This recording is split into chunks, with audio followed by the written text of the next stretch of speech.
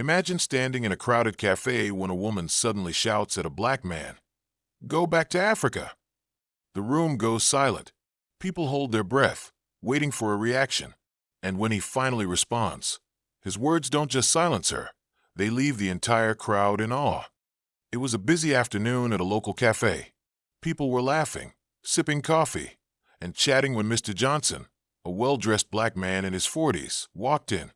He carried himself with quiet confidence, wearing a simple suit and a kind smile. As he waited in line, a woman nearby began making snide comments under her breath. At first, people ignored it, but then she raised her voice. "People like you don't belong here. Go back to Africa." The cafe froze. Cups stopped clinking. Conversations died. All eyes turned toward Mr. Johnson. Some expected anger, others expected him to leave. But what happened next shocked everyone.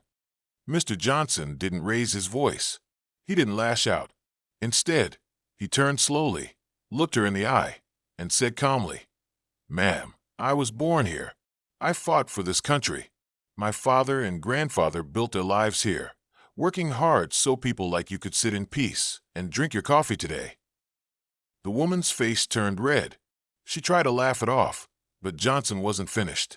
With dignity, he continued, "You tell me to go back, but my roots here are just as deep as yours, maybe deeper. The soil you walk on carries the sweat of my ancestors.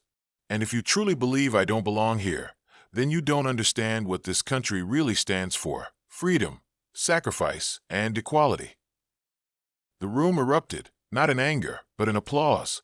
Strangers stood, clapping, nodding, some even tearing up. The woman, embarrassed, quickly left the cafe, her head down. Johnson simply smiled, nodded to the crowd, and returned to his place in line. He didn't need anger to win that moment. He had the power of truth, history, and dignity on his side. This story proves something powerful. Respect isn't earned by shouting. It's earned by standing tall with dignity. What do you think? Should ignorance always be answered with calm wisdom, or do some moments demand stronger words? Share your thoughts in the comments below. And if this story inspired you, don't forget to like, share, and subscribe, because the next story may leave you just as speechless